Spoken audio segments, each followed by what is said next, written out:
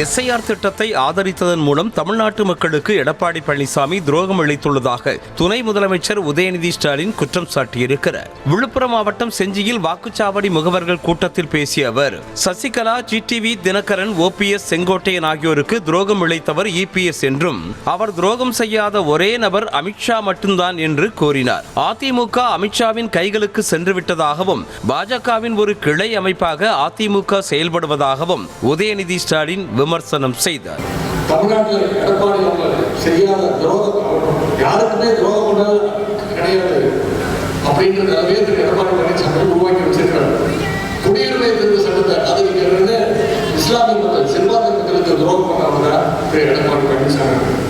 வேளாண் மசோதாக்கள் ஆதரித்து விவசாயிகளுக்கு துரோகம் பண்ணாங்க எடப்பாடி பழனிசாமி. இன்னைக்கு எஸ்ஐஆரையே ஆதரிச்சு தமிழ்நாட்டு மக்களுடைய அவங்களுக்கும் துரோகத்தை அளிச்சிருக்காரு.